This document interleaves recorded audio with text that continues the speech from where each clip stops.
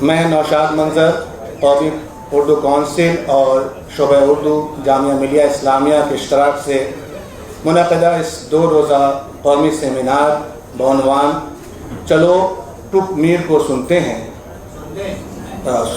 چلو ٹک میر کو سننے کے چوتھے تکنیکی سیشن میں آپ تمام حاضرین اور فیس بک سے جڑے ہوئے تمام ناظرین کا استقبال کرتا ہوں، خیر مقدم کرتا ہوں۔ حاضرین، اس سیشن کی صدارت فرما رہے ہیں استاد محترم پروفیسر احمد محفوظ صاحب، صدر شعبہ اردو جامعہ ملیہ اسلامیہ، اور پروفیسر شہاب الدین ثاقب صاحب۔ میں آپ دونوں صدور حضرات سے نہایت ادب و احترام کے ساتھ گزارش کر رہا ہوں کہ براہ کرم ڈائس پہ تشریف لائیں اور مسند صدارت پر جلوہ افروز ہوں۔ پروفیسر احمد محفوظ صاحب اور پروفیسر سید شہاب الدین ثاقب صاحب۔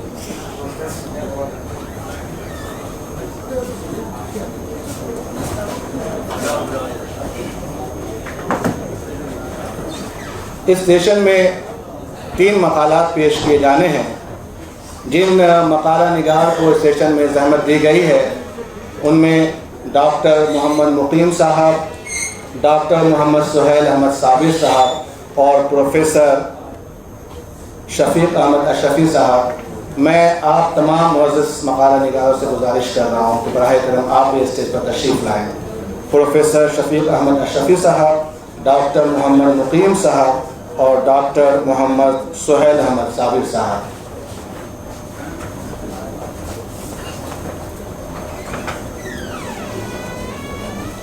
میر نے کیا سچ کہا تھا کہ جانے کا نہیں شور سخن کا میرے ہرگز، تا حشر جہاں میں میرا دیوان رہے گا۔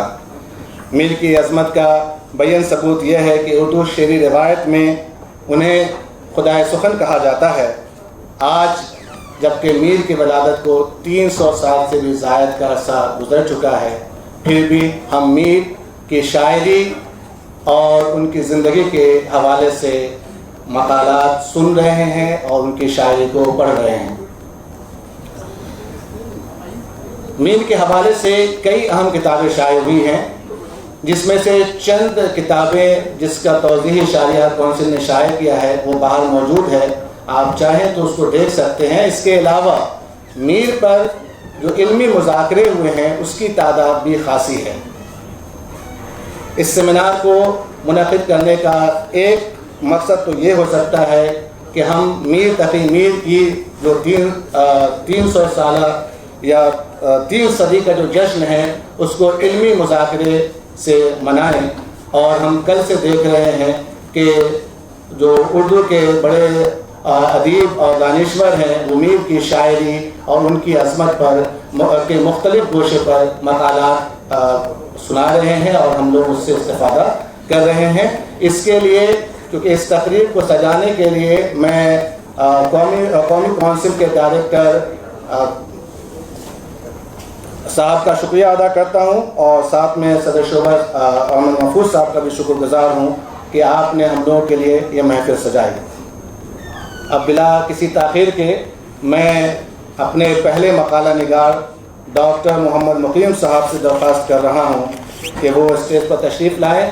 ڈاکٹر محمد مقیم صاحب شعبہ اردو جامعہ ملیہ اسلامیہ میں تدریسی خدمات انجام دے رہے ہیں۔ آپ کی جو اہم کتاب ہے اس میں غزلیات ناسخ 2 جلدوں میں اور ذکر ناسخ جو مضامین کا مجموعہ ہے وہ شائع ہو چکا ہے۔ میں آپ سے گزارش کر رہا ہوں کہ اپنا مقالہ جس کا عنوان میر کی قصیدہ گوئی ہے وہ پیش کریں۔ محمد مقیم صاحب۔ السلام علیکم۔ صدر صاحبان کی اجازت سے میں اپنے مقالے کی تلخیص پیش کرنے جا رہا ہوں۔ میر کی قصیدہ گوئی۔ میر نے کل 8 قصیدے کہے، ان میں 4 قصیدے مذہبی، 1 قصیدہ مغل بادشاہ شاہ عالم اور 2 قصیدے نواب آصف الدولہ کی مدح میں کہے۔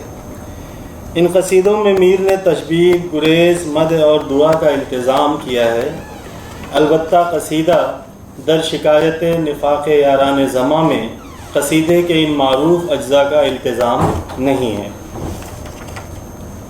اس اجمال سے معلوم ہوا کہ میر کے یہاں قصیدوں کی تعداد نہایت کم ہے۔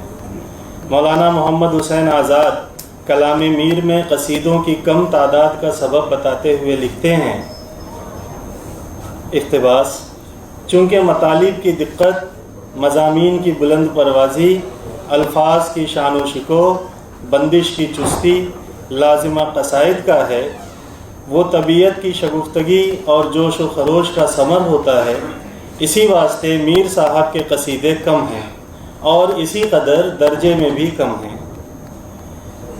اقتباس ختم۔ محمد حسین آزاد نے جن باتوں کو قصائد کا لازمہ قرار دیا ہے، یقیناً میر ان محاسن کو جملہ 8 قصائد میں بدرجہ اتم برتنے میں ناکام ہیں، لیکن محمد حسین آزاد کے بیان سے ایسا ظاہر ہوتا ہے کہ میر ایک شاعر کی حیثیت سے مذکورہ عناصر کو برت ہی نہیں سکتے تھے، اگرچہ آزاد کی یہ منشا ہرگز نہیں۔ یہ باتیں انہوں نے قصائد کے ضمن میں ہی کہی ہیں، لیکن بیان کی عمومیت ظاہر ہے۔ محمد حسین آزاد میر کی شخصیت اور سیرت کا جو نقش کھینچتے ہیں، اسے بعینی تسلیم کر لیا جائے تب بھی یہ بات نہیں مانی جا سکتی کہ میر کی طبیعت میں شگفتگی نہیں تھی اور اشعار کی بندش میں وہ خام تھے۔ میر کی غزلیں اور مثنویاں اس نقش کو مٹا دیتی ہیں جو آزاد نے بنائی ہے۔ غور کرنا چاہیے کہ میر نے اپنے قصائد کے لیے وہی زمینیں استعمال کی ہیں جو فارسی قصیدہ گو شعرا اور اردو میں مرزا محمد رفیع سودا کے یہاں بھی مستعمل ہیں۔ بہاریہ تشبیب کے مضامین بھی وہی ہیں جو فارسی شعرا اور سودا کے یہاں ہیں۔ اس سے اندازہ ہوتا ہے کہ میر کے پیش نظر بھی فارسی قصائد کا معیار تھا۔ محمد حسین آزاد نے میر کے قصیدوں کو درجے میں کم قرار دیا ہے۔ وہ دقیق مطالب، مضامین کی بلند پروازی، الفاظ کی شان و شکو، بندش کی چستی کو قصائد کا لازمہ قرار دیتے ہیں، ساتھ ہی یہ بھی کہتے ہیں کہ قصیدہ گوئی کے لیے طبیعت کی شگفتگی اور جوش و خروش بھی درکار ہے۔ ظاہر ہے میر کے قصائد میں سودا کے بالمقابل مذکورہ عناصر کی قلت ہے۔ اس سے یہ نہیں سمجھنا چاہیے کہ میر نے تخیل کی پرواز اور مبالغے کا استعمال نہیں کیا، البتہ مضامین کو نظم کرنے میں ان کے یہاں وہ زور اور قوت بیان نہیں ہے جو سودا کا اختصاص ہے۔ یہی وجہ ہے کہ ان کے قصائد میں وہ بلندی اور شان مفقود ہے جس کی توقع قصیدے سے کی جاتی ہے۔ مثال کے طور پر پہلے سودا کے مشہور قصیدے سے 2 اشعار ملاحظہ کیجیے، اس کے بعد میر کے 2 اشعار: بخشتی ہے گل نورستہ کی رنگ آمیزی، کوشش و چھینٹ و قلم کار بہر دشت و جبل، جوش رویدگی خاک سے کچھ دور نہیں، شاخ سے گاوے زمیں کے بھی جو پھوٹے کوپل، تا کجا شرح کروں میں کہ بقول شاعر، اخگر از فیض ہوا سبز شود در منقل۔ یہ سودا کے اشعار تھے۔ اب میر کے اشعار ملاحظہ کیجیے: جوش گل یہ ہے جہاں تک کرے ہے کام نظر، لال و نرگس و گل سے ہیں بھرے دشت و جبل، سیر کر تازگی و خرمی و شادابی، خشک بھی شاخ نے اب سبز نکالی کوپل۔ برگ گل فیض ہوا کرتا ہے ہر اخگر کو، آگ کی گر کہیں سلگا کے رکھیں منقل۔ اس بات میں کوئی شبہ نہیں کہ میر نے اپنے پیشرو شعرا کے مقابلے میں بلند پایا قصیدے کہے۔ فن قصیدہ کو اگر سودا نے بام عروج پر پہنچایا تو سنگ میل کی حیثیت سے قصائد میر کی اہمیت سودا کے فوراً بعد ہی مستحکم ہو جاتی ہے۔ بعد کی نسل کے شعرا سے قصائد میر کا موازنہ زیادہ مناسب اس لیے نہیں لگتا کہ شمالی ہند میں میر قصیدے کے تشکیلی اور پرآشوب دور سے تعلق رکھتے ہیں اور بعد میں فن قصیدہ خاصی ترقی کر چکا تھا۔ عام طور پر میر کے قصیدوں کی تشبیب غزل کی مخصوص فضا سے معمور رہتی ہے۔ ان کی تشبیبیں اس دھوم دھام کی نہیں ہوتی جو سودا کی تشبیبوں کے پیش نظر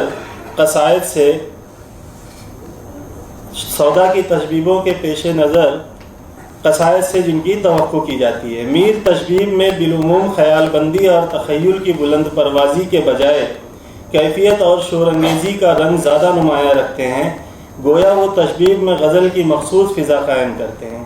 اس پہلو پر دھیان دیا جائے تو یہ بات کہی جا سکتی ہے کہ میر نے اپنے قصائد میں خیال بندی کے بجائے کیفیت اور شور انگیزی برت کر تشبیب کے اسلوب میں نئی طرح ڈالنے کی کوشش کی۔ مضمون آفرینی قصیدے کا سب سے نمایاں عنصر ہے، اور میر اس باب میں نہ اپنے پیش رووں سے پیچھے ہیں اور نہ ہی پس رووں سے۔ قصائد میں میر کی استادی کے بارے میں اب تک جو گفتگو کی گئی اس کی مثالیں میر کے کلام سے ملاحظہ کیجیے۔ تشبیب کے اشعار ہیں: ایک شب کیا تھا یار تیری زلف کا خیال، اب تک ہے دشمنی میں میرا بال بال، میں مر گیا فراق میں پر اب یہ کیا ہے ظلم، جیتی گڑی ہے ساتھ میرے حسرت وصال، حیرت بساہی جان کو اپنی تمام عمر، ٹک چشم آئینہ نے تیرا دیکھ کر جمال، یک روز بے نقاب ہوا تھا تو صبح کو، اب تک ہے آفتاب جہاں تاب پر زوال۔ اور بھی مثالیں میں نے لکھی ہیں لیکن انہیں ترک کرتا ہوں۔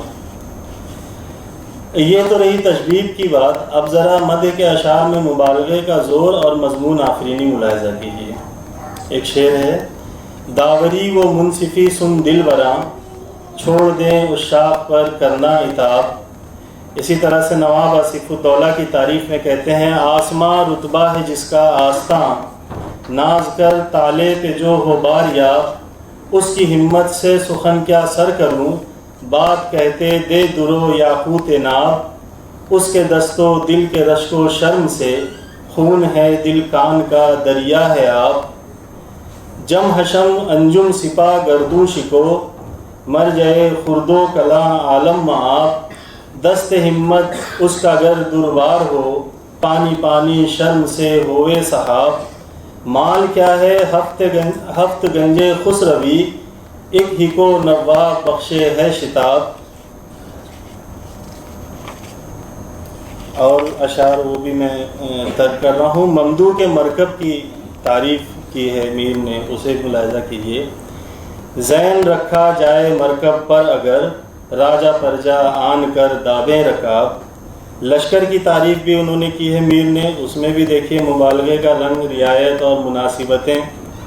موج زن جیدھر ہو وہ دریائے فوج، بستیاں اس سمت کی جیسے حباب، گرد اس لشکر کی گر ہوئے بلند، پھر زمین و آسماں میں ہے حجاب۔ فوج کے چلنے کا مضمون نصرتی نے بھی باندھا ہے، یہاں مجھے مناسب معلوم ہوتا ہے کہ میں وہ بھی پیش کر دوں۔ جو موج شہکا فوج تس جلتل اوپرتے یوں چلا، پیدا ہوئی تس دھاکتے تن میں سورج کے تھر تھری، جس پر شبابہ دم بدم آ بیٹھتی تھی دھڑمنے، لگتی تھی رو رو کانپنے مانند شاخ ارری۔ مضمون دونوں کا ایک ہی ہے، یہ الگ بات ہے کہ نصرتی کے ہاں زور زیادہ ہے اور میر کے ہاں اختصار ہے۔ عام طور پر قصیدہ گو شعراء کا معمول یہ رہا ہے کہ وہ تشبیب میں اپنے فنی کمالات کا زیادہ مظاہرہ کرتے ہیں۔ انہیں تشبیب میں خیال بندی، مبالغے کا زور، علمی اور فنی اصطلاحات، علم بیان اور علم بدیع کا انتہائی مظاہرہ کرنے کا موقع ملتا ہے۔ چونکہ شعراء اپنی استادی، قادر الکلامی اور صناعی پر داد کے خواہاں ہوتے ہیں، اس لیے تشبیب خاصی طویل کہتے ہیں۔ تشبیب کے بعد مدح میں وہ مبالغے کے زور پر زیادہ انحصار کرتے ہیں، اس لیے مدحیہ اشعار کی خاصی تعداد ہوتی ہے۔ قصیدہ در مدح نواب آصف الدولہ بہادر میں میر نے تشبیب کے محض 6 اور مدح کے اشعار زیادہ کہے۔ یہاں قصائد میر کے بارے میں محمد حسین آزاد کا ایک اور بیان پیش کرنا نامناسب نہ ہوگا۔ وہ لکھتے ہیں: اقتباس: عمرہ کی تعریف میں قصیدہ نہ کہنے کا یہ بھی سبب تھا کہ توکل اور قناعت انہیں بندہ کی خوشامد کی اجازت نہ دیتے تھے، یا خود پسندی اور خودبینی انہیں اپنے آپ میں غرق کیے دیتی تھی، وہ زبان سے کسی کی تعریف نکلنے نہ دیتی تھی۔ اقتباس ختم۔ اس پورے بیان میں محمد حسین آزاد نے میر کی جو شبیہ شروع سے کھینچی ہے اسی کو سنبھال رہے ہیں، لہذا یہ بیان نہ تو کسی تنقیدی بصیرت پر مشتمل ہے اور نہ ہی تحقیقی کاوش پر، ورنہ کوئی وجہ نہیں کہ میر کے درج ذیل اشعار قصیدہ پر آزاد کی نظر نہ پڑی ہو۔ در مدح آصف الدولہ میں میر کہتے ہیں، غزل کو سن کے کہا ہم نشین تجھ سا شخص، بجا ہو خاک ہو گر پیش آستان وزیر۔ شاہ عالم کی تعریف میں کہتے ہیں، بادشاہ شاہ عالم، بھٹئی تیری کیجئے یہ دل چاہتا ہے، تیرے شکر نعمت میں قاصر زباں ہے۔ پھر آصف الدولہ کی ہی تعریف میں ایک اور قصیدہ ہے، اس کا شعر ہے، مطلع ثانی کی اب مائل ہے طبع، کفر ہے حرف و سخن سے اجتناب۔ اس بات سے قطع نظر کہ تشبیہ اور مدح کے ان اشعار کا فنی مرتبہ دیگر قصیدہ گو شعراء کے مقابلے میں کیا ہے، اس صورتحال سے اس تصور کی نفی ہوتی ہے جس میں قصیدے کم کہنے کا سبب میر کی افتاد طبع اور گوشہ نشین فطرت کو بتایا جاتا ہے۔ یقیناً ان کے مزاج کو قصیدے سے نسبت نہ تھی، لیکن اس کا یہ مطلب ہرگز نہیں کہ وہ اپنی تنک مزاجی کے سبب کسی کی تعریف کرنے سے معذور تھے۔ اگر یہ بات مان بھی لی جائے تو یہ سوال پیدا ہوگا کہ مذہبی قصائد کہنے میں میر کو کون سا امر مانی تھا۔ اس بارے میں ابو محمد سحر کی رائے زیادہ بہتر معلوم ہوتی ہے۔ وہ لکھتے ہیں، اقتباس ہے، مصاحبت اور مدح سرائی کو کامیابی سے نباہ نہ سکنا اور ان سے یک قلم اعتراض کرنا دو مختلف کیفیتیں ہیں۔ میر مصاحبت اور مدح سرائی کو نباہ نہ سکتے تھے، لیکن مصاحبت اور مدح سرائی سے انہیں گریز نہ تھا۔ ان کی عمر کا کافی حصہ امیروں اور سرپرستوں کے تعاقب میں گزرا۔ قصیدے کے علاوہ مثنوی میں بھی انہوں نے مدحیہ کلام یادگار چھوڑا ہے، جس سے اس خیال کو اور بھی تقویت پہنچتی ہے کہ انہیں مدح و ستائش سے آر نہ تھی۔ اقتباس خط۔ ڈاکٹر ابو محمد سحر کی بات اس لیے بھی معقول ہوتی ہے کہ میر نے 8 میں سے 7 قصائد دہلی میں ہی کہے، جن میں آصف الدولہ کی مدح میں کہا گیا قصیدہ رائیہ بھی شامل ہے، اور یہی بات سرپرستوں کا تعاقب کہلاتی ہے۔ میر غزل کے بادشاہ تھے، انہوں نے مثنویاں بھی منفرد انداز کی اور اپنے مزاج کے موافق لکھیں۔ انہوں نے قصیدہ گوئی میں بھی اپنی طبیعت کا زور دکھایا اور اپنے دائرے میں رہتے ہوئے ایسے قصیدے لکھے جنہیں نظر انداز نہیں کیا جا سکتا۔ ان کے قصیدوں میں ایک طرح کی دلکشی اور دل نوازی پائی جاتی ہے۔ قصیدہ نگاری میں سودا کا مقابلہ شاید ہی کسی قصیدہ نگار سے ہو۔ میر کے قصائد کی اہمیت کا اندازہ اس بات سے لگایا جا سکتا ہے کہ میر و سودا کے زمانے میں بہت سے شعراء نے قصائد لکھے، لیکن اس عہد میں سودا کے بعد جس شاعر کے قصیدے توجہ مبذول کرتے ہیں وہ میر ہی ہیں۔ شکریہ۔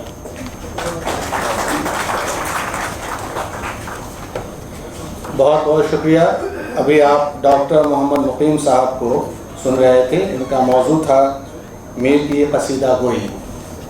ہمارے اگلے مقالہ نگار ہیں ڈاکٹر محمد سہیل احمد صابر صاحب۔ آپ اردو شاعر، ناقد اور مبصر کی حیثیت سے پہچانے جاتے ہیں۔ انہوں نے ڈاکٹر بابا صاحب امبیڈکر یونیورسٹی اورنگ آباد سے BDS کی ڈگری لی ہے، یعنی ڈاکٹر بائی پروفیشن ہے۔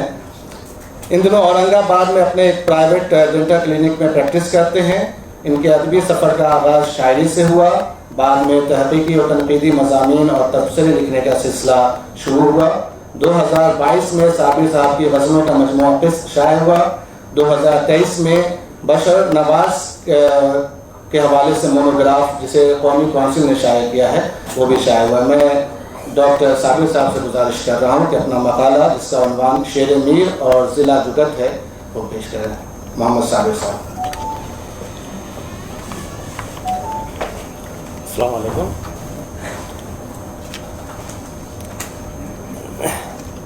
میرے مقالے کا عنوان ہے شیر میر اور ضلع جگت۔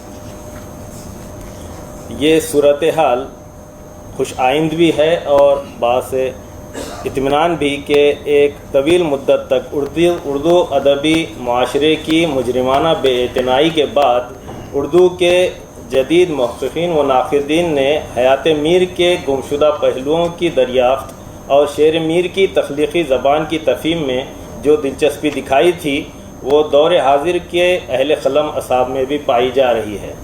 میر کی مضمون آفرینی، معنی آفرینی، معاملہ بندی، خیال بندی، نازک خیالی وغیرہ کے ضمن میں جو کچھ لکھا گیا ہے، اس سے یہ حقیقت ہر خاص و عام قاری کو معلوم ہی ہو چکی ہے کہ میر کا تخلیقی مزاج لفظی و معنوی رعایتوں سے ہم آہنگ تھا۔ میر اپنے خیال کی ترسیل میں موزوں ترین الفاظ کے انتخاب اور تصرف کے ساتھ ساتھ جس مہارت سے ان کے لفظی و معنوی انسلاکات و تلازمات سے استفادہ کرتے دکھائی دیتے ہیں وہ اپنے آپ میں بے مثال ہے۔ بقول جمیل جالیبی اقتباس ہے، میر کے ہاں زبان کی سطح پر ایک گہرے فنی شعور اور موزوں ترین لفظوں کو شعر میں جمانے اور ٹانکنے کا احساس ہوتا ہے۔ میر نے متداول جذبات اور احساسات کو بول چال کی زبان میں اس طور پر سمویا کہ اس سے بیک وقت شاعری اور زبان دونوں کے سامنے نئے نئے امکانات کے دروازے کھل گئے۔ اقتباس ختم۔ جمانے اور ٹانکنے سے جمیل جالیبی کی مراد بلا شبہ لفظی و معنوی رعایتوں کا استعمال ہی ہے۔ ضلع جگت بھی ایک ایسی ہی رعایت لفظی ہے جس کو میر نے باہتمام برتا ہے۔ اگرچہ نثر کے برعکس شعر میں ضلع جگت کا پایا جانا اضافی تصور کیا جاتا ہے، لیکن غور کریں تو اس کی اپنی اہمیت ضرور ہے۔ سید سلیمان ندوی نے اپنے ایک مضمون اکبر کا ظریفانہ کلام میں لکھا ہے، اقتباس، کہ ضلع جگت در حقیقت ایک بازاری چیز ہے، اس لیے سنجیدہ کلام اس کو متحمل نہیں ہو سکتا۔ اقتباس ختم۔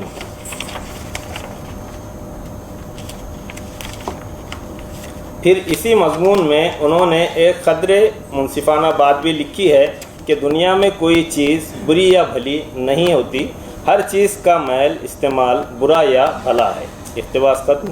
ضلع جگت کے بارے میں شمس الرحمن فاروقی کی رائے سید سلیمان ندوی سے یکساں مختلف ہے۔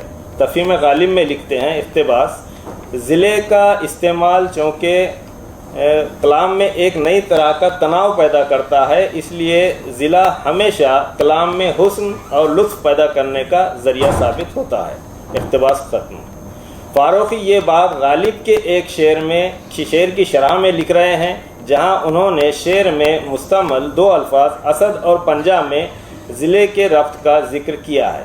فاروقی تفہیم غالب اور شعر شور انگیز میں جگہ جگہ ضلع جگت کی نشاندہی کرتے ہیں، جو یہ ثابت کرنے کے لیے کافی ہے کہ ضلع جگت بازاری چیز نہیں ہے اور سنجیدہ کلام بھی اس کا متحمل ہو سکتا ہے بلکہ ہوتا ہے۔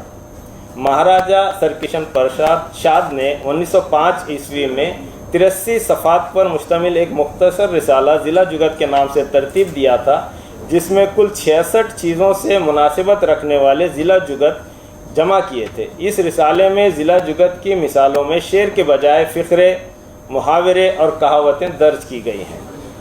دیباچے میں مہاراجہ شاد پرساد لکھتے ہیں، اقتباس، کہ دلی اور لکھنؤ میں جہاں اردو نے پیدا ہو کر نشو و نما پائی اور جہاں اس میں طرح طرح کی کوپلیں پھوٹی، اس پیاری زبان میں جب شگوفہ کاری کی گئی تو خوش مذاق ظریفوں اور رنگین مزاج شخ طبعوں نے اس پر ضلع جگت کی بھی ایک خوشنما بیل چڑھائی، جس سے اس چمن کی بہار بڑھ کر 1 سے 1000 ہو گئی۔ زبان کے مزے لینے والے ہم مذاق جہاں دو چار یکجا ہوئے، ان کے لیے تفریح طبع کا مشغلہ اس سے بہتر دوسرا نہیں ہوتا کہ آپس میں ضلع جگت کے ساتھ تکلم کریں، ہر بات میں لطیفہ، ہر فقرے میں لفظ و معنین ہو۔ اس میں علاوہ تفریح و دلچسپی کے اعلیٰ درجے کی طبیعت داری و ذہانت اور زبان کے محاورات و کنایا و اشارات پر عبور و مہارت پائی جاتی ہے۔ اقتباس ختم ہوا۔ ضلع جگت کو صرف ضلع یا صرف جگت بھی کہا جاتا ہے۔ ضلع عربی میں پہلو کو کہتے ہیں اور ہندی میں جگت کے معنی حکمت و دانش کے ہیں۔ زبان و ادب کی لغت میں ضلع جگت کا تعلق رعایت لفظی سے ہے۔ رشید حسن خان نے کلاسیکی ادب کی فرنگ میں ادبی صنعت کے طور پر اس کی تعریف بیان کی ہے۔ لکھتے ہیں، شعر یا جملے میں ایسے لفظ لانا جس میں حقیقتاً معنوی ربط نہ ہو، مگر اس کا تلفظ، املا یا باہمی نسبت ایسی ہو کہ معنوی ربط کا دھوکہ ہو۔ اس تعریف کی مزید وضاحت کے لیے اکبر الہ آبادی کا ایک شعر ملاحظہ کیجیے، جسے سید سلیمان ندوی نے اپنے مضمون میں نقل کیا ہے۔ شیخ تثلیث کی تردید تو کرتے نہیں کچھ، گھر میں بیٹھے ہوئے والتین پڑھا کرتے ہیں۔ یہاں تثلیث اور والتین میں ضلع کی نسبت ہے۔ تثلیث یعنی ٹرینیٹی جو کہ عیسائیوں کا بنیادی عقیدہ ہے کا مطلب ہے ایک میں تین یا تین میں ایک۔ والتین میں جو تین ہے وہ عربی زبان کا لفظ ہے جس کے معنی انجیر کے ہیں، لیکن اردو میں تین یعنی 3 ایک عدد ایک ہنسا بھی ہے، اس لیے شعر میں تثلیث کے ساتھ والتین پڑھتے ہوئے قاری کو دونوں میں معنوی ربط کا دھوکہ ہوتا ہے۔ یہی رعایت لفظی ضلع جگت کہلاتی ہے۔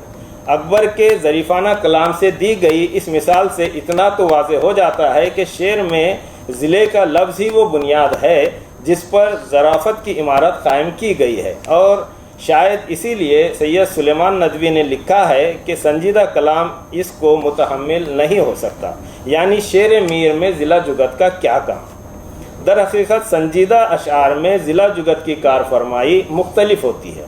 سنجیدہ شعر کا مضمون ضلع کے لفظ پر ٹکا ہوا نہیں ہوتا، بعض اوقات شاعر اسے غیر شعوری طور پر برت لیتا ہے، کبھی ایسا بھی ہوتا ہے کہ شاعر عمدن ضلع کا لفظ استعمال کرتا ہے لیکن بیشتر قاری سامع اس کی طرف متوجہ نہیں ہوتے۔ میر کا ایک شعر ہے: گرد رخ اس کے پیدا خط کا غبار یوں ہے، گرد ایک تنیک سی بیٹھے جس رنگ یاسمن پر۔ گرد اور گرد میں املا کی یکسانیت ظاہر ہے، لیکن ضلع کا اصل لطف گرد اور غبار کی نسبت ہے۔ غبار خط آغاز جوانی میں لڑکوں کے رخسار اور لبوں پر پہلی بار نمودار ہونے والی رویدگی کو کہا جاتا ہے۔ رنگ اور یاسمن میں بھی ضلع کا ربط ہے کیونکہ یہاں رنگ سے مراد انداز ہے، اسی طرح رنگ اور رخ میں ضلع کا تعلق ہے۔ اب شعر کا مضمون دیکھیے تو ضلع کی جگت کی اتنی ساری حاضریوں کے باوجود اس کی بنیادی خوبی تشبیہ ہے جو محتاج تصریح نہیں۔ میر کا ایک اور شعر دیکھتے ہیں: اڑ گئے خاک ہو کتنے ہی تیرے کوچے سے، باز آتے نہیں تیرے ہوادار ہنوس۔ باز ایک شکاری پرندے کا بھی نام ہے، اور پر پنکھ کو بھی کہتے ہیں، اس لیے یہ دونوں اڑنا کے ضلع کے الفاظ ہیں۔ یہاں ہوادار کے معنی عشاق کے ہیں، لہٰذا اس کا اڑنا اور خاک سے ضلع کا لطیف ربط ظاہر ہے۔ کبھی کبھار ایہام گوئی اور ضلع جگت میں تفریق کرنا مشکل ہو جاتا ہے۔ میر کہتے ہیں: آخر ہماری خاک بھی برباد ہو گئی، اس کی ہوا میں ہم پہ تو بیداد ہو گئی۔ اس مطلع میں میر نے برباد اور ہوا دونوں الفاظ کی کثیر المعنویت سے فائدہ اٹھایا ہے۔ آخر ہماری خاک بھی برباد ہو گئی یعنی ہماری خاک تباہ ہو گئی، یا ہماری خاک برباد ہو گئی یعنی ہوا کے دوش پر سوار ہو گئی۔ لفظ برباد کے مروجہ مجازی معنی کے ساتھ ساتھ لغوی معنی میں بھی کارگر ہونے کی بہت ساری مثالیں آپ کو ہماری کلاسیکی شاعری میں مل جائیں گی، لیکن ہوا کا ایسا پر لطف تصرف آپ کو شاید ہی کہیں ملے۔ اس مطلع میں بھی ہوا عشق و آرزو کے معنی میں مشتمل ہے۔ اس کے عشق میں ہم پہ تو بیداد ہو گئی۔ ممکن ہے کہ ایک قاری یہی معنی مراد لے، لیکن کوئی دوسرا قاری ذرا سی غفلت سے ہوا سے آندھی مراد لے سکتا ہے۔ ایسی صورت میں دوسرے قاری کے لیے یہ شعر ایہام گوئی کی مثال ہے تو پہلے قاری کے لیے ضلع جگت کی۔ خاک اور باد کے ساتھ ہوا ضلع کا لفظ ہے۔ لگے ہاتھوں اس غزل کا مقطع بھی دیکھ لیتے ہیں جس میں میر کی شاعری کا ایک اہم نقطہ پوشیدہ ہے: دل کس قدر شگفتہ ہوا تھا کہ رات میر آئی جو بات لب پہ سو فریاد ہو گئی۔ دل شگفتہ ہو رہا ہے اور لبوں پر فریاد یعنی آہو نالہ جاری ہے نا عجیب بات؟ اگر یہی میر کا دل شگفتہ کے بجائے رنجیدہ و ملول ہوتا تو کلام میر کے بارے میں بابا اردو کے اس خیال کی تائید بھی ہو جاتی۔ اقتباس: یہ معلوم ہوتا ہے کہ غم و علم کا ایک ابر سیاہ ہمیشہ ان پر چھایا ہوا ہے جس میں خوشی کی ایک کرن بھی چھن کر ان پر نہیں گرتی، اور یہی رنگ ان کے اشعار سے ٹپکتا ہے، گویا وہ اور ان کا کلام ایک ہو گئے ہیں۔ اقتباس ختم ہوا۔ میر ہی نہیں بلکہ کسی بھی شاعر کے کلام سے معاملہ کرتے ہوئے یہ کہنا محض فضول اور سراسر غیر منطقی ہے کہ فلاں کی شاعری اس کے ذاتی تجربات یا احساسات کا آئینہ ہے۔ مذکورہ شعر میں تو میر نے اس خیال خام کو پوری طرح رد کر دیا ہے۔ شگفتہ دل شاعر بھی حزنی اشعار کے انبار لگا سکتا ہے، اور یہ حقیقت ہے کہ میر کے یہاں شگفتہ اشعار کی کوئی کمی بھی نہیں ہے۔ پھر شاعری میں صرف تصوف ہی نہیں بلکہ ہر طرح کے مضامین برائے شعر گفتن بڑھتے جاتے رہے ہیں۔ چلیے اگر اس جملہ معترضہ نے میر کی خوش طبعی کی بحث چھیڑ دی ہے تو ضلع جگت کی ایک مثال میر کے ایک شگفتہ شعر میں بھی دیکھ لیتے ہیں۔ وے یاسمن تازہ شگفتہ میں کہاں میر، پائے گئے لطف اس کے جو پاؤں کے نشاں میں۔ وے یاسمن تازہ شگفتہ میں کہاں میر، پائے گئے لطف اس کے جو پاؤں کے نشاں میں۔ پاؤں اور پائے میں ضلع کا ربط ظاہر ہے۔ مزید ایک شعر، صوتے جرس کی طرز بیاباں میں ہائے میر، تنہا چلا ہوں میں دل پر شور کو لیے۔ شور سے یہاں مراد جوش یا جنون ہے، لہذا صوت کے ضلع کا لفظ ہے۔ میر کا ایک شعر ہے، یا پاس میرے لگتی ہے چپ ایسے آن کر، گویا زبان نہیں ہے تمہاری دہن کے بیچ۔ شعر میں تاکید ہے۔ اس کی نثر کچھ اس طرح ہوگی کہ یا میرے پاس آن کر ایسی چپ لگتی ہے، گویا دہن کے بیچ تمہاری زبان نہیں ہے۔ گویا بولنے والے کو بھی کہتے ہیں، لہٰذا یہ چپ زبان دہن کے ضلع کا لفظ ہے۔ میں نے میر کے کسی بھی شعر کے مضمون پر اظہار خیال کرنے سے دانستہ گریز کیا ہے، لیکن اس شعر کا راز تعلق میر کی تخیلی جودت کے رنگین پہلو سے ہے، اس لیے مناسب ہوگا کہ اس کے ابہام کی طرف بھی اشارہ کر دیا جائے، اور میر کا مقصود بھی وہی دوسرا مطلب ہے۔ اس شعر کا ایک مطلب تو وہی ہے جو اس کی نثر سے کرنے سے حاصل ہوتا ہے، اور خود میر نے اس پر ایک خطا چڑھا کر سامع کے ذہن میں مغالطہ پیدا کرنے کی کوشش کی ہے۔ اس شعر کا دوسرا مطلب جسے میں میر کا مقصود مطلب بھی کہہ رہا ہوں، وہ یہ ہوتا ہے کہ تمہاری زبان خاموشی سے آ کر مجھ سے ایسی لگ جاتی ہے جیسے وہ تمہارے دہن کے بیچ نہیں بلکہ میرے دہن کے بیچ ہو۔ یہ ابہام میر کے ایک دوسری ہم زمین غزل کے شعر میں مزید کھل کر بیان ہوا ہے۔ کشتہ ہوں میں تو شیریں زبانی یہ یار کا، اے کاش وہ زبان ہو میرے دہن کے بیچ۔ آئیے ضلع جگت کی مثال میں میر کا ایک اور شعر دیکھ لیتے ہیں۔ یک پرچے اشعار سے منہ باندھے سبھوں کے، جادو تھا میرے خامے کی گویا کے زباں میں۔ یہاں بھی گویا منہ کے ضلع کا لفظ ہے۔ مزے کی بات یہ ہے کہ اس شعر میں زباں بھی منہ کے ضلع کا لفظ ہے، کیونکہ یہ باآواز بولنے والی زبان نہیں ہے۔ زبان خامہ مجازن قلم کی نوک کو کہا جاتا ہے۔ اس شعر میں باندھنا جادو ٹونا کے ذریعے قابو میں کرنا یا بیکار کرنا کے مفہوم میں مشتمل ہے۔ لغوی معنی کے ساتھ باندھنا اور پرچے میں ضلع کا لطیف ربط موجود ہے، کیونکہ اس صورت میں پرچہ منہ پر باندھنے کا دھوکہ ہوتا ہے۔ گویا کی نشاندہی پر ممکن ہے آپ کے ذہن میں مومن کا شعر بھی کلبلانے لگا ہو، اس میں ضلع جگت تو نہیں ہے، لیکن ابہام کا لطف ضرور اٹھائیے۔ تم میرے پاس ہوتے ہو گویا جب کوئی دوسرا نہیں ہوتا۔ آگے کا جو ہے 3-4 صفحات ہیں تو وہ آپ نوشاد صاحب کا اشارہ ہوتا ہے۔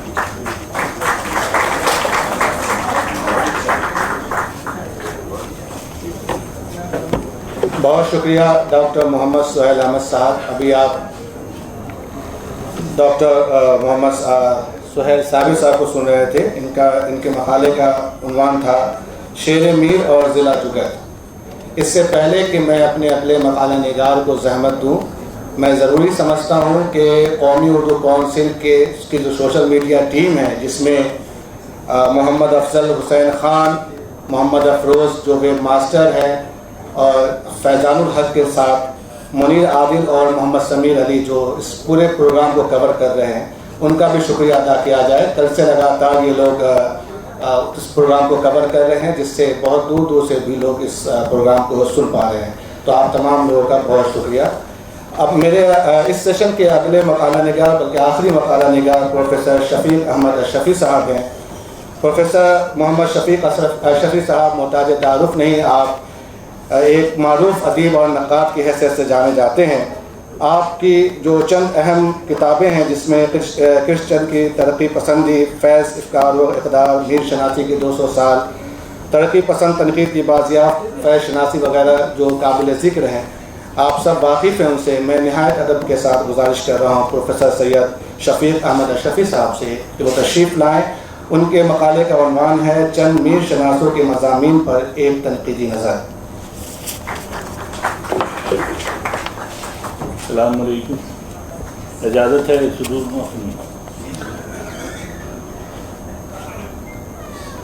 مضمون کا عنوان جیسا کہ بتایا وہ میر کے انتقال کے تعلق سے، رحلت کے تعلق سے 2010 میں نے ایک سیمینار کرایا تھا میر شناسی کے 200 سال.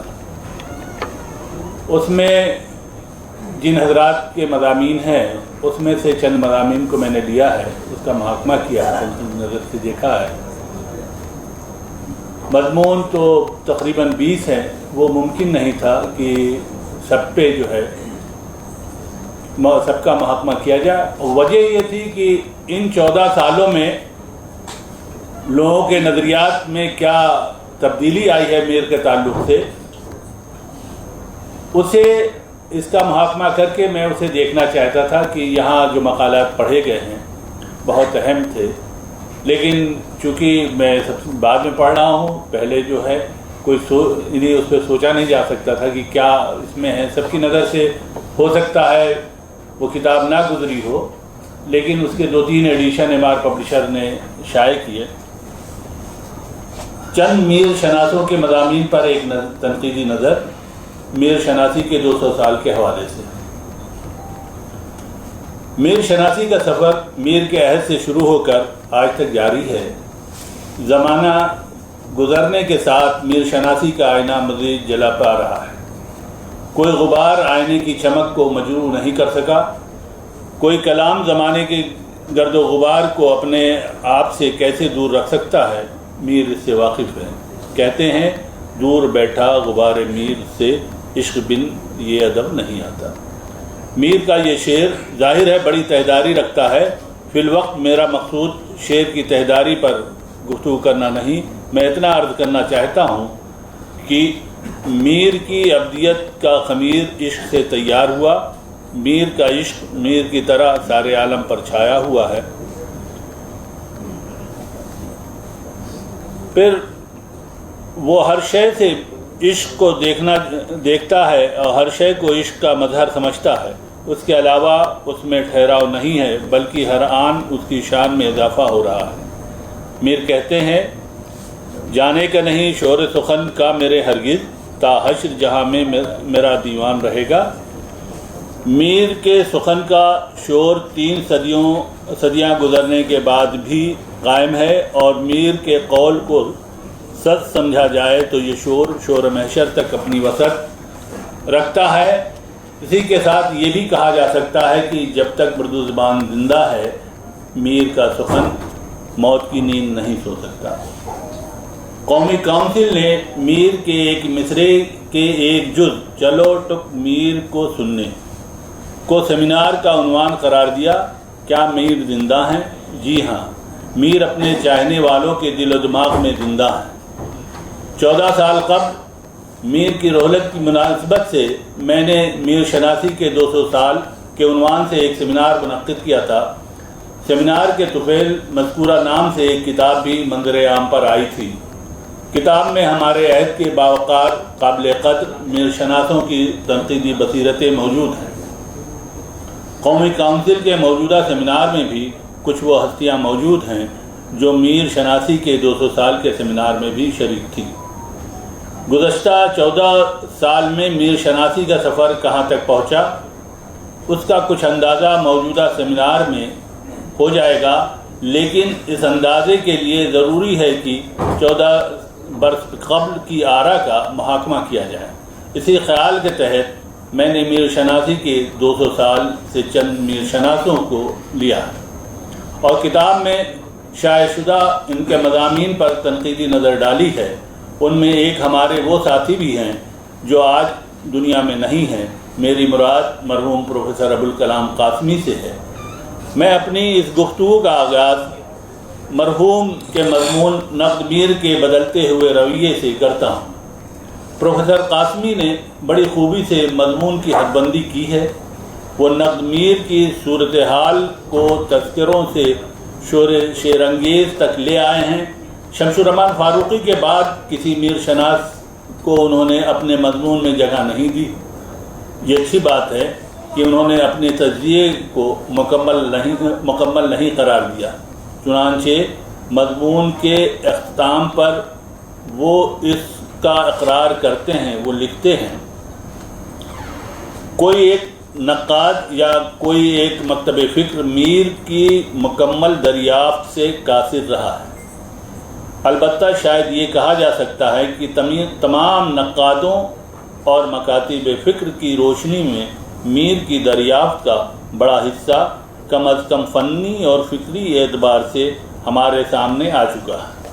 یہ تو مضمون کا آخری حصہ تھا، اب مضمون کا ابتدائی حصہ بھی ملاحظہ فرما لیجیے۔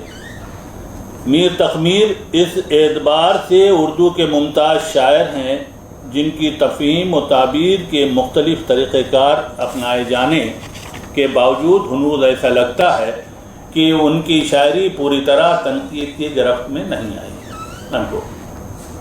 پہلا اقتباس مضمون کا اختتام اور دوسرا اقتباس آغاز، دونوں اقتباسات کے درمیان مضمون تشکیل دیا گیا ہے۔ مضمون میں نقد میر کا سلسلہ تذکروں سے شروع کیا گیا ہے اور بتایا گیا ہے کہ سوانح اور شخصیت کے حوالوں سے تنقیدی عناصر حاصل ہوتے ہیں۔ میر تنقید کے سوانح رویے اس قدر حاوی ہیں کہ قدرت اللہ شوق کی رائے کو کوئی اہمیت نہیں حاصل ہوئی۔ طبقات الشعراء جبکہ میر کی سادہ گوئی میں پیچیدگی اور پرکاری کی نشاندہی کرتا ہے، ابتدائی میر فہمی آب حیات کے ارد گرد گردش کرتی ہے۔ حالی و مولوی عبدالحق کے اثر سے نقد میر کا قافلہ کچھ آگے بڑھا۔ حالی میر کے دھیمے الفاظ میں جوش دیکھتے ہیں، عبدالحق میر کے تہداری کی طرف متوجہ کرتے ہیں۔ جعفر علی خان اثر، سید عبداللہ فراق گورکھپوری، آل احمد سرور نے میر فہمی کے قافلے کو مزید آگے بڑھایا۔ محمد حسن عسکری کی انسان دوستی سے راہ پا کر علی سردار جعفری اور مجنوں گورکھپوری بھی میر کے ہاں انسانی قدروں کی تلاش میں منہمک ہو گئے۔ گوپی چند نارنگ کے لسانیاتی اور اسلوبیاتی تجزیوں نے میر کے بہت سے گوشوں کو روشن کیا۔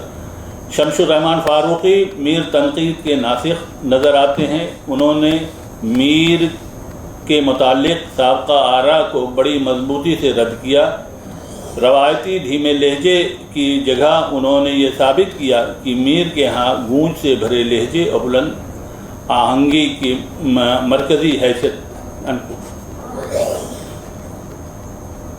مذکورہ بالا دونوں اقتباسات کے درمیان مواد کو میں نے اشارتاً ظاہر کیا ہے، یعنی میرا مقصود آغاز و انجام کے درمیان موجود تضاد کنفیوژن کو دکھانا ہے۔ پہلا اقتباس یہ ظاہر کرتا ہے کہ میر کی شاعری پوری طرح تنقید کی گرفت نہیں آئی ہے۔ آخری اقتباس سے یہ بات سامنے آتی ہے کہ سوانحی حوالوں سے شروع ہونے والی میر فہمی آج فنی اور فکری اعتبار سے مکمل طور پر گرفت میں آ چکی ہے۔ یہ ایسا تضاد ہے جو قاری کو سوچ میں ڈال دیتا ہے۔ پروفیسر قاسمی کے بعد دوسرا مضمون پروفیسر شافع قدوائی کا۔ میر شناسی کے 200 سال میں ان کا مضمون میر کی جدید تعبیر اور حسن عسکری شامل ہے۔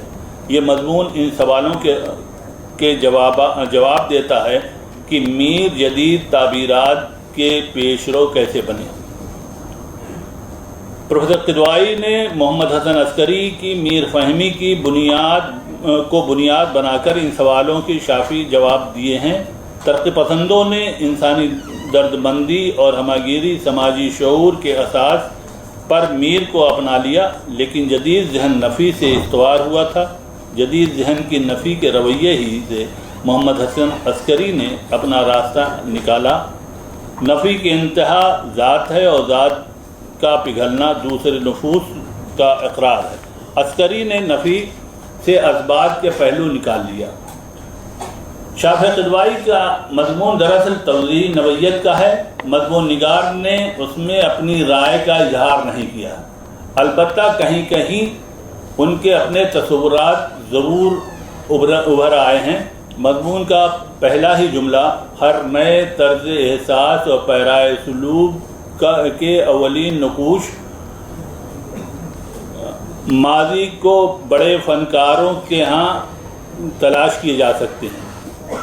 اس بات کا غماز ہے، اس خیال سے یہ معلوم ہوتا ہے کہ بڑا فنکار اپنے اندر آئندہ زمانوں کے فکری عناصر بھی رکھتا ہے۔ پروفیسر شافع قدوائی کے اظہار کی سطح پر صاف اور شفاف ہے۔ اظہار کے اسلوب سے احساس ہوتا ہے کہ موضوع ذہن میں اپنی پوری وضاحت کے ساتھ موجود ہے۔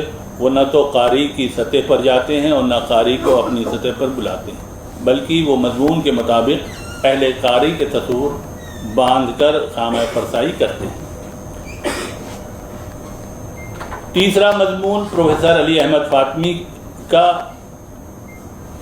میر اور آگرہ شامل ہے۔ مضمون میں میر کی عمر کو آگرہ، دہلی، لکھنؤ کے قیام میں تقسیم کیا گیا ہے۔ میر نے سب سے کم عرصہ آگرہ میں اور زیادہ دہلی میں گزارا۔ لکھنؤ کے قیام کی مدت ان دونوں کے درمیان ہے، اس میں کوئی شک نہیں۔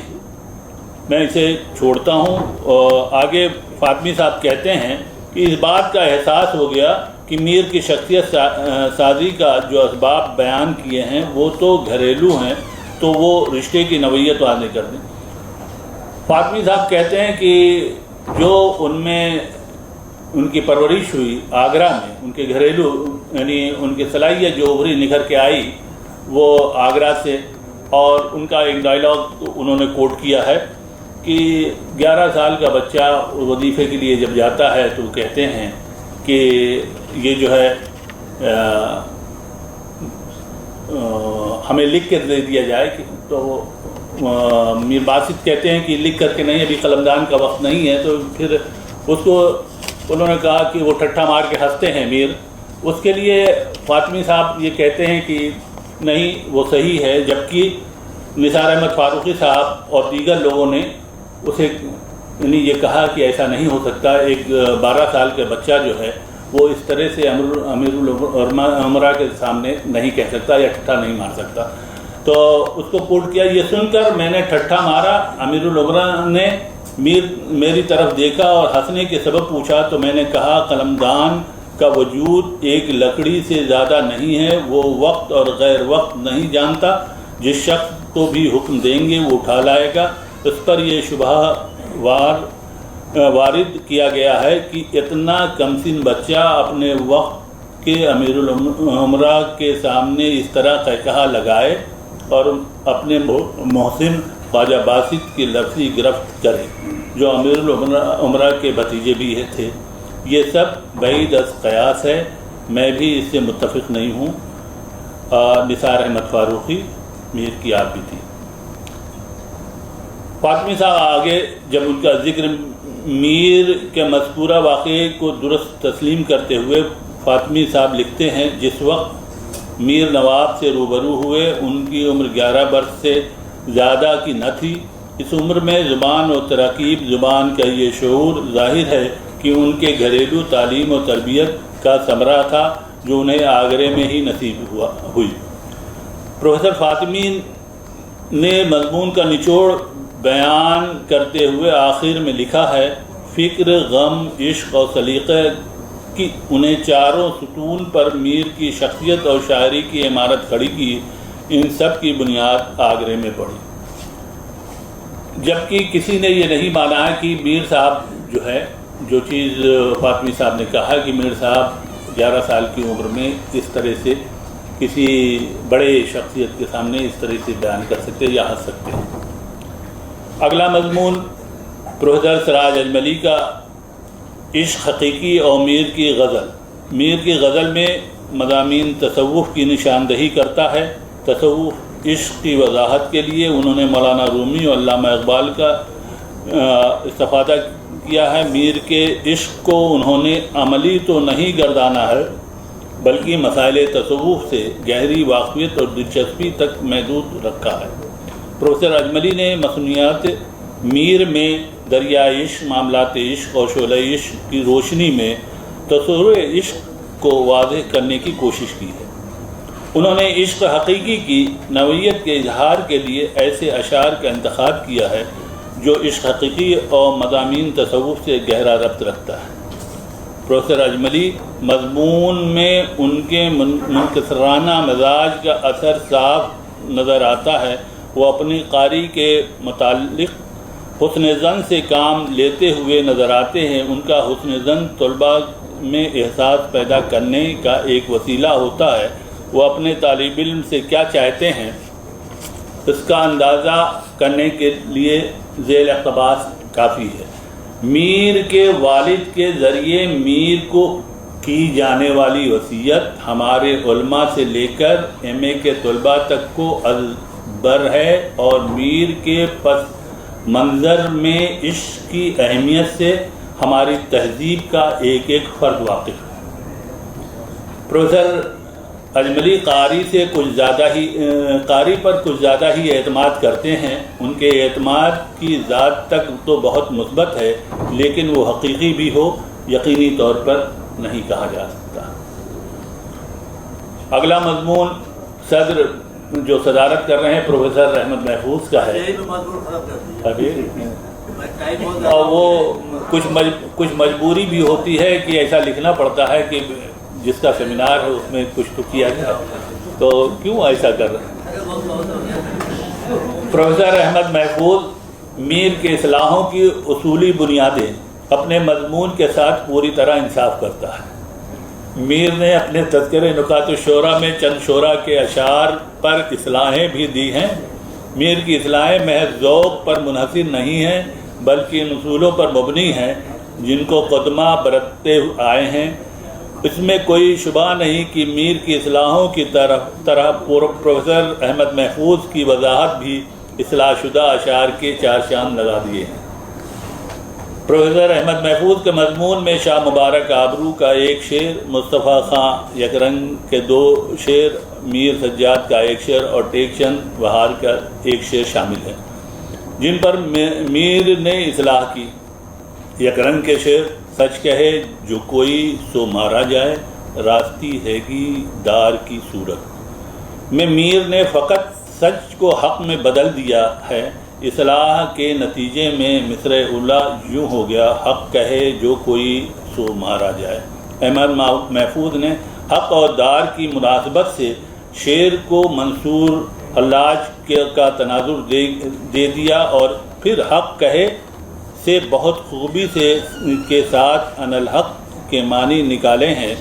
میر کی اصلاح کی ذیل میں مزید اور باتیں بھی کہی جا سکتی تھیں، مثلاً سچ صوتی اعتبار سے دبی ہوئی آواز ہے، حق ایک بھاری بھرکم آواز ہے جو حق اور دار کی مناسبت سے بہت موزوں ہے۔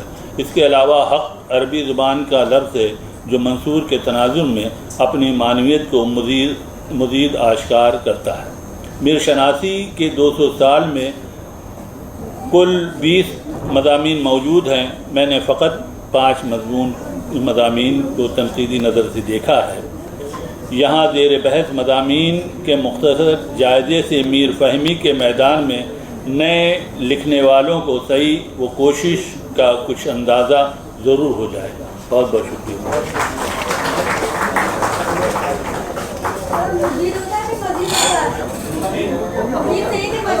بہت بہت شکریہ پروفیسر شفیق احمد اشرفی صاحب۔ حاضرین، اس سیشن میں 3 مقالات پیش کیے گئے۔ پہلا مقالہ تھا ڈاکٹر محمد مقیم صاحب کا، ان کا عنوان تھا میر کی قصیدہ گوئی۔ دوسرا مقالہ محمد صابر صاحب کا تھا جن کا موضوع تھا شعر میر اور ضلع جگت، اور ابھی آپ آخری مقالہ سن رہے تھے پروفیسر شفیق احمد اشرفی سے جن کا عنوان تھا چند میر شناسوں کے مضامین پر ایک تنقیدی نظر۔ اب وقت ہے صدارتی تقریر کا۔ ہمارے لیے بہت ہی خوشی کی بات ہے کہ ہمارے اس سیشن کے جو 2 صدور حضرات ہیں ان کا وہ میر شناسی کے حوالے سے کافی اہم نام ہیں۔ میری مراد ہے پروفیسر احمد محفوظ صاحب سے اور پروفیسر شہاب الدین ثاقب صاحب سے۔ میں ان دونوں حضرات کا تعارف کرانے کا اہل نہیں ہوں، اس لیے میں بلا کسی تمہید کے میں استاد محترم پروفیسر احمد محفوظ صاحب سے گزارش کر رہا ہوں. آپ جانتے ہیں کہ میر کلیات میر اور بیان میر جو ان کی کتاب ہے کتنے حوالے کی حیثیت کرتے ہیں. میں گزارش کر رہا ہوں استاد محترم سے.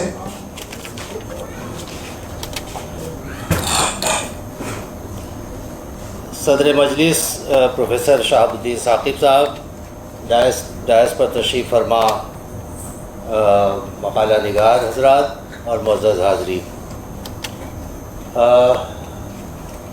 کل سے جو تکنیکی اجلاس کا سلسلہ شروع ہوا ہے تو وہ سلسلہ بہت ہی خوبی اور بہت ہی تازگی اور توانائی کے ساتھ چلتے چلتے چوتھے اجلاس تک ہم پہنچ چکے ہیں.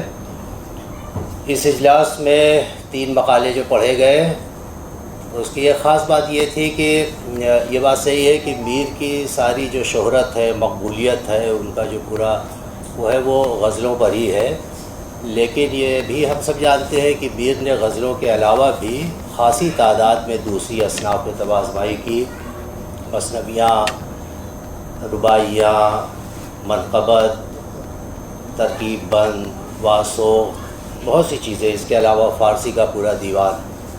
تو یہ بھی اچھی بات رہی کہ کل بھی ان کی فارسی گوئی پر بہت اچھا مقالہ ہم لوگوں نے سنا اخلاق خان صاحب سے.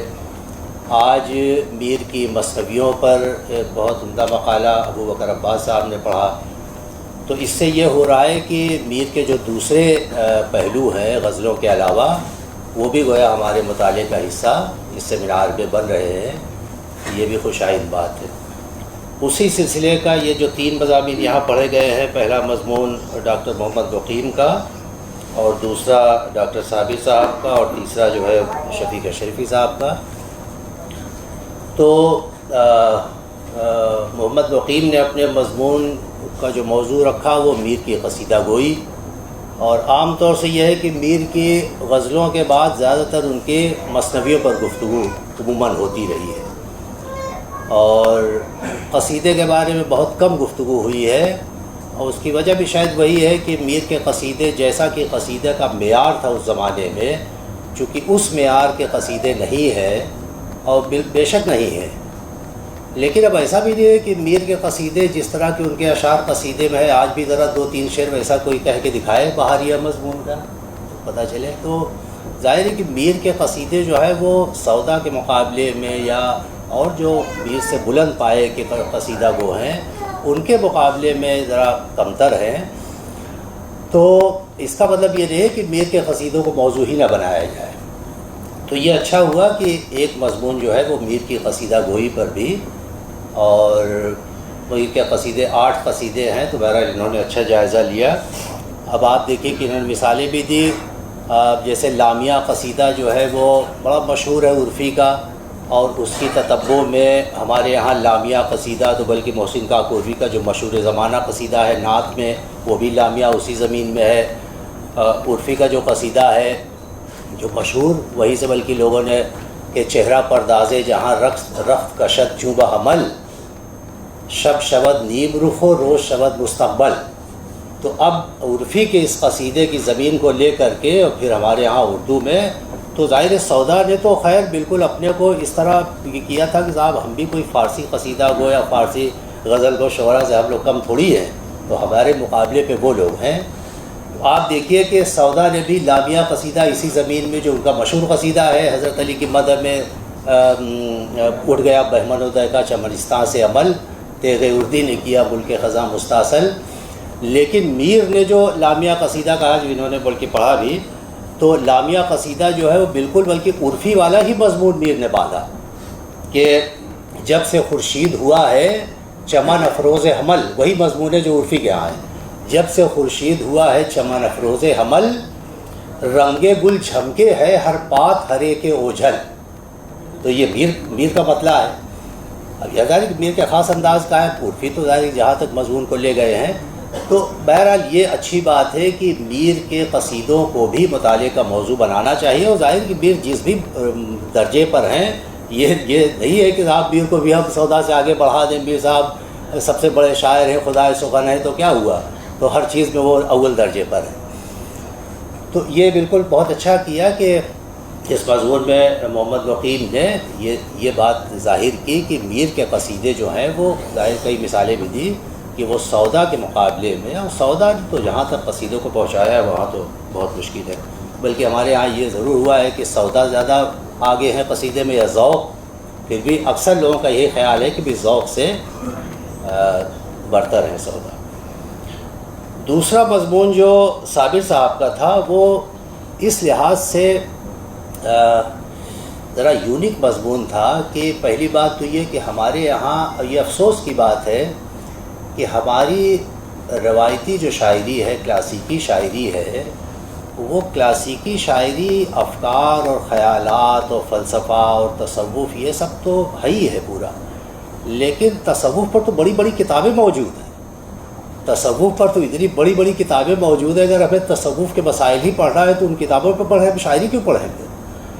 تصوف یا کوئی بھی خیال، کوئی بھی فلسفہ، اس کو شاعری جب شاعر بناتا ہے تو وہاں اس چیز کو ہم کو پہلے یہ دیکھنا چاہیے کہ وہ شاعری کیسی بنی ہے، اور شاعری بننے کے لیے ظاہر ہے کہ جو شعری حربے ہیں جن کا سب سے زیادہ استعمال اور سب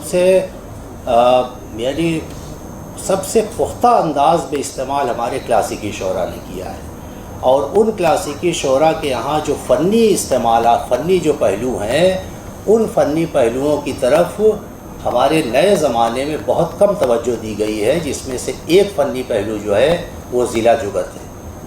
میں نہیں سمجھتا کہ ہمارے طالب علموں میں شاید ضلع جگت کا نام بھی نہیں سنا ہوگا کتنوں بھی، کہ بھائی ضلع بھی ایک لفظ ہے جس کا تعلق فن شعر سے ہے، بلکہ ہماری زبان کے فن سے ہے، چونکہ اس کا استعمال نثر میں بھی ہوتا ہے، شاعری میں بھی ہوتا ہے۔ تو ضلع جگت کا جو ظاہر میری کے یہاں ہمارے پوری کلاسیکی شاعری میں جگہ جگہ غالب کے یہاں، اب یہ ہے کہ جب ہم کو معلوم ہی نہیں ہے اس نظر سے ہم شعر کو دیکھیں گے ہی نہیں۔ میر کا اتنا، میر انیس کا جو مشہور مصرع ہے کہ ہم وہ ہیں، ہم وہ مرثیے میں ہم وہ ہیں غم کریں گے ملک جن کے واسطے۔ تو اب آپ سوچیے کہ ملک اور اس کے بعد جن کا لفظ رکھا ہے، یہاں جن تو جس کے معنی میں ہے، لیکن ملک کے ساتھ جن کا لفظ جو ہے یہ ضلع کا لفظ ہے، کیونکہ جن و ملک فوراً ذہن ادھر جاتا ہے جن کی طرف۔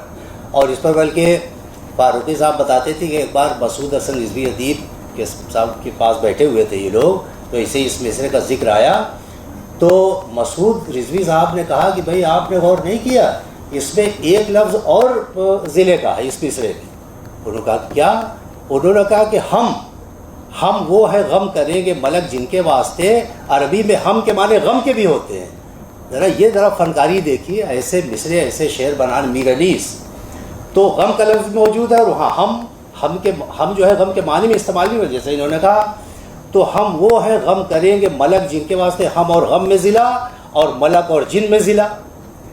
لیکن جب ان فنی اصولوں کو ہم لوگ اپنے پیش نظر نہیں رکھیں گے تو پھر شاعر نے اس میں جو کمال دکھایا ہے، جو وہ چاہتا تھا کہ ہم کو اس کی داد ملے، یا ہم نے فن کو کہاں تک پہنچایا ہے، تو کیسے ملے گی؟ اس لحاظ سے صابر صاحب کا یہ پیپر جو ہے وہ بہت ہی عمدہ تھا کہ کم از کم بالکل ایک نیا فنی پہلو، فن کے بہت سے پہلوؤں پر گفتگو ہوتی رہتی ہے، بہت اچھا ہے، لیکن یہ ضلع جگت والا بڑی اچھی مثالیں انہوں نے دی اور اس کی وضاحت بھی کی۔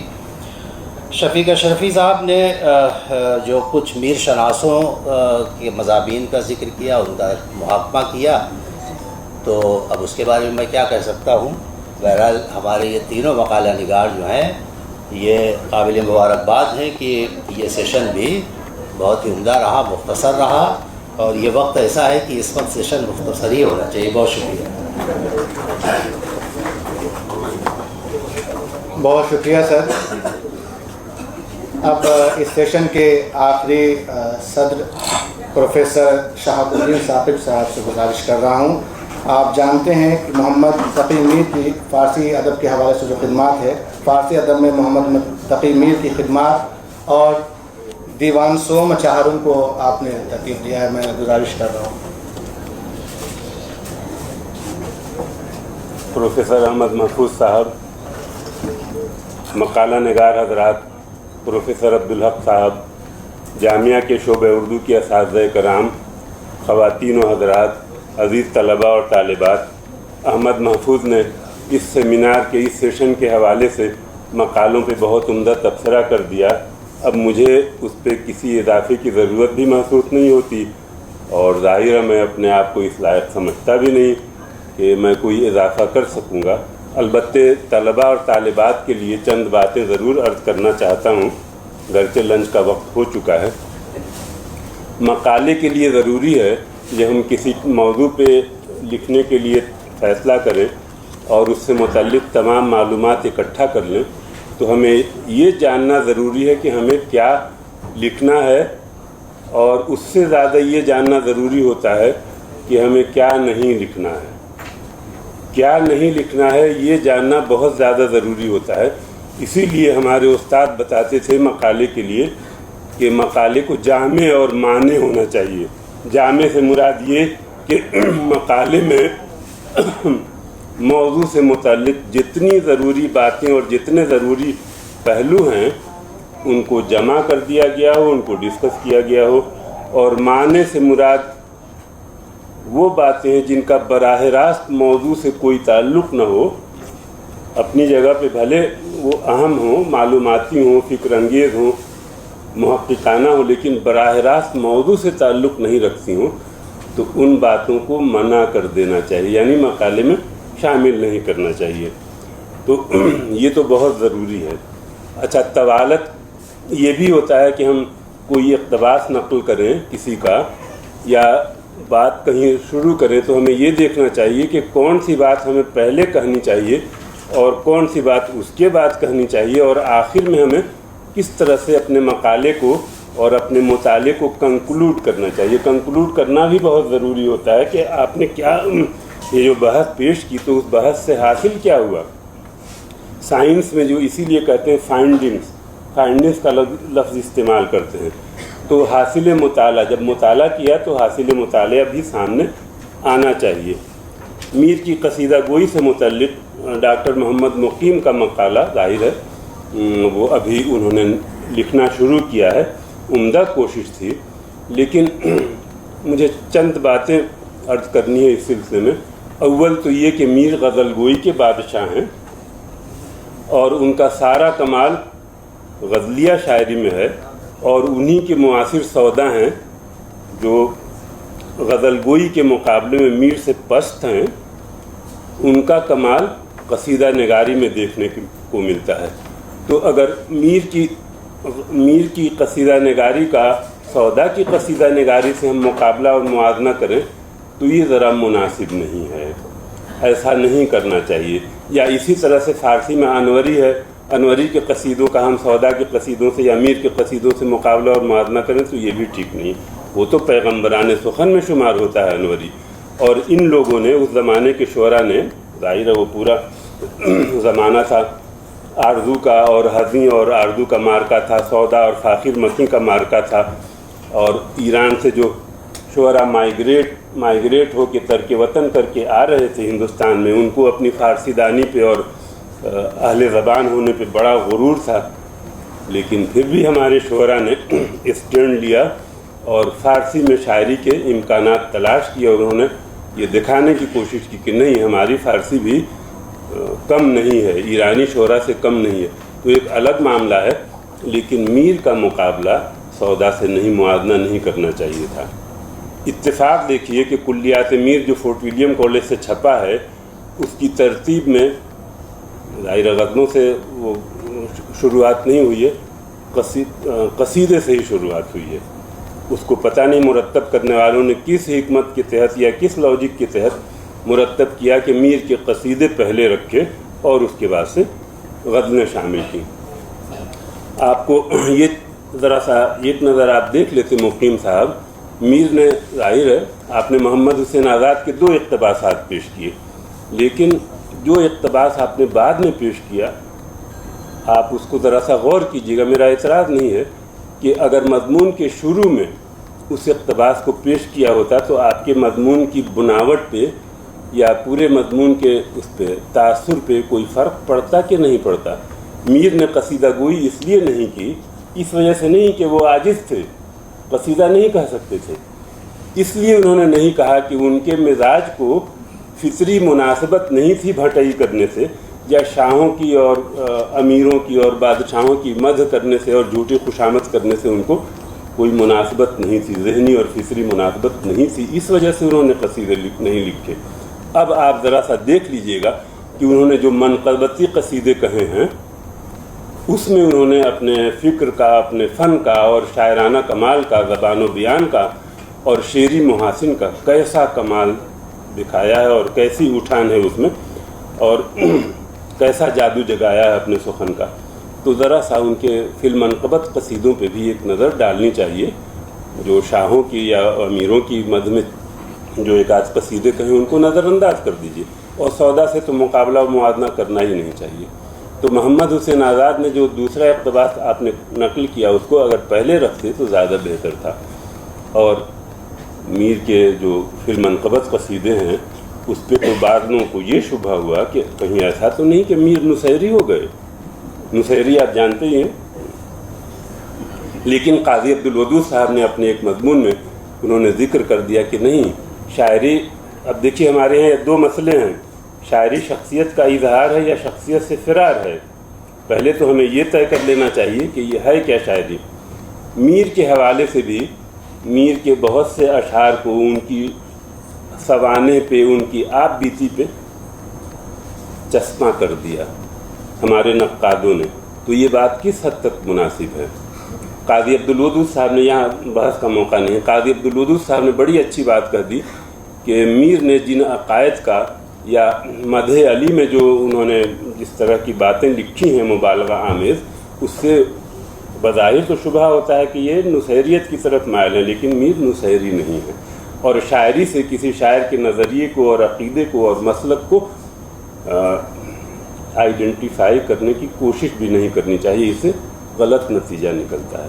بہرحال تو میر کے فی المنقبت قصیدوں پہ بھی ایک نگاہ ڈالنی چاہیے تھی۔ آپ یہ دیکھیے مزے کی بات کہ قصیدہ بھی، غزل بھی قصیدے ہی کی صنف سخن سے، تشبیہ سے تو الگ کی گئی تھی، لیکن حیت کے اعتبار سے تو دونوں صنفیں ایک ہی جیسی ہیں، لیکن غزل میں جدالت ہے، پختگی ہے اور شوکت الفاظ ہے، لیکن قصیدے میں جدالت ہے، پختگی ہے اور شوکت الفاظ کا مظاہرہ ہوتا ہے، اس میں تکلفات اور تصنع ہوتے ہیں زبان و بیان کے اعتبار سے، لیکن غزل میں سادگی ہے، سہل ممتنع ہے اور دھیما لہجہ ہے۔ معشوق سے بات کرنی ہے نا، غزل کو غزل گوئی کا بادشاہ ان کو کیوں کہہ دیا گیا؟ کبھی غور کیجئے گا، غزل گوئی کے بادشاہ کیوں ہیں؟ تو بہرحال میر اگر چاہتے اور میر قصیدے پہ اگر مائل ہوتے تو عمدہ قصیدے بھی لکھ سکتے تھے، لیکن ان کی فطرت کو، ان کی طبیعت کو اس سے مناسبت نہیں تھے۔ بہرحال آپ نے اچھا مضمون لکھا، اور سہیل احمد صابر صاحب بظاہر تو ڈینٹسٹ ہیں، میں توقع کر رہا تھا کہ ضلع جگت پہ، میر کے ضلع جگت پہ وہ مضمون پڑھ رہے ہیں، بڑا عمدہ مضمون پیش کیا، تو کم سے کم دنداں کے حوالے سے یا دانت کے حوالے سے میر کے ہاں جو اشعار آئے ہیں ایک آدھ، اس کا کہیں ذکر آ جائے گا، لیکن بہرحال بحیثیت مجموعی بہت ان کا عمدہ مضمون تھا۔ ضلع جگت کی شاعری کو کوئی بہت عمدہ شاعری نہیں سمجھا جاتا، لیکن ہمارے کلاسیکی شعراء نے، جیسے احمد محفوظ صاحب نے بہت تفصیل سے، بہت وضاحت کے ساتھ یہ باتیں بیان کی اور بڑے نقطے برآمد کیے کہ شاعری میں پوئٹک ٹولز کا استعمال کرنا یا شاعرانہ صنعتوں کا بہت زیادہ کثرت سے استعمال کرنا کوئی اچھی بات نہیں سمجھی جاتی ہے، اور یہ شاعر کا کمال نہیں ہے۔ جب یہ بہت زیادہ ضرورت سے زیادہ چیزیں ہو جاتی ہیں تو پھر اس میں معائب پیدا ہو جاتے ہیں، یہ لگتا ہے کہ عارض کی شاعری ہے اور اس میں تکلف اور تصنع بہت پیدا ہو گیا ہے۔ میر کا کمال یہی ہے کہ وہ سادہ سے سادہ اور عام بول چال کے الفاظ کو بھی تخلیقی سطح پہ استعمال کر کے اور اس کو کہاں سے کہاں پہنچا دیتے ہیں، اس کے معنی کو اور اس کی لفظ کی وسعت کو، اس لفظ کی بلندی کو بہت دور تک پہنچا دیتے ہیں، اعلیٰ درجے تک پہنچا دیتے ہیں۔ تو بہرحال سہیل صابر صاحب کا مضمون بہت عمدہ تھا، اور प्रोफेसर सैयद शफीक अशरफी साहब के सिलसिले में, उनके मजमून के सिलसिले में क्या अर्ज़ करूँ। मजमून तो बहुत अच्छा था उनका, लेकिन मैं बहुत माजरत के साथ ये अर्ज़ कर दूँ कि उनकी किताब, उन्होंने बड़ा अच्छा काम किया था। मीर का इंतकाल को उनके 200 साल पूरे हुए थे 2011 में, तो पूरी उर्दू दुनिया में तकरीबन सन्नाटा था, खामोशी थी। लेकिन अशरफी साहब ने उस बंद पानी में कंकड़ फेंका और अपने यहाँ आगरे में सेमिनार किया, अपने कॉलेज में, उस वक्त कॉलेज में थे वो, आगरे में सेमिनार किया बहुत उम्दा, और सेमिनार के मकालात का मजमुआ उन्होंने तरतीब दिया और शाया किया। तो ये जो उन्होंने मजमून पेश फरमाया, बेहतर तो इस मजमून की बेहतर जगह वो थी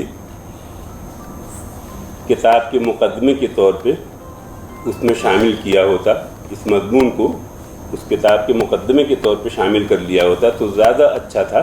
लेकिन मुझे याद नहीं है कि मुकदमे में उन्होंने क्या डिस्कस किया है, लेकिन बहरहाल ये मजमून अच्छा था। इसमें चंद मीर से मुतल्लिक चंद मज़ामीन का जो उन्होंने अहाता किया, तो अंदाज़ा हुआ कि उन्होंने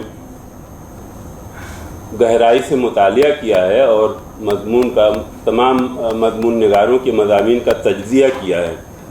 अब मीर ऐसा शायर है कि जो किसी एक नक्काद की गिरफ्त में पूरी तरह से नहीं आ सकता, इसलिए कि मीर की शायरी के बहुत सारे डायमेंशंस हैं, बहुत सारे पहलू हैं। एक पहलू किसी नक्काद ने अगर अपनी गिरफ्त में ले लिया तो दूसरे बहुत सारे पहलू उसकी गिरफ्त से आज़ाद हो जाते हैं, छूट जाते हैं। शायरी को सुरूर साहब का ये 2 कौल बहुत मशहूर हुआ शायरी के सिलसिले में, शायरी बुते हज़ार शेवा है, और जब बुते हज़ार शेवा है तो उसके वो पूरी तरह से अपने कुल के साथ किसी एक आदमी की गिरफ्त में नहीं आ सकती। तो मुख्तलिफ़ नक्कादों ने फ़ी ज़माना मीर के सिलसिले में जो अपनी तनकीदी आरा पेश की हैं वो एग्जॉस्ट नहीं हो सकती। मीर की शायरी ऐसी नहीं है कि एग्जॉस्ट कर दिया जाए। इस सेमिनार के हवाले से भी ऐसा नहीं हो सकता, किसी भी सेमिनार में ऐसा नहीं होता कि हम जिस टॉपिक पे सेमिनार कर रहे हों उस टॉपिक को इसी नशिस्त में 2 दिन की या 1.5 दिन की नशिस्त में हम एग्जॉस्ट करके उठें। सेमिनार की कामयाबी ये होती है कि जिस टॉपिक पे हमने सेमिनार किया है उससे मुताल्लिक हमें असर नौ मुतालिया करने की और नए तरीक़े से गौर करने की हमें ख्वाहिश पैदा हो और हम ये शौक़ और ये जज्बा लेके उठें। तो अगर और मुझे लगता है कि ये सेमिनार भी हमें मीर फ़हमी और मीर शनासी के सिलसिले में असर नौ गौर करने का मौका और तहरीक हमें ज़रूर अता करेगा, और इस लिहाज से ये सेमिनार कामयाब भी है। आपका बेहद शुक्रिया। बहुत बहुत शुक्रिया सर। और यहीं पे इस सेशन का अख्ताम होता है। ज़ोहराने का इंतज़ाम नेहरू गेस्ट हाउस में है, आप वहाँ तशरीफ़ ले जाइए। अगला सेशन जो सेमिनार का आखिरी सेशन है वो 3 बजे शुरू होगा।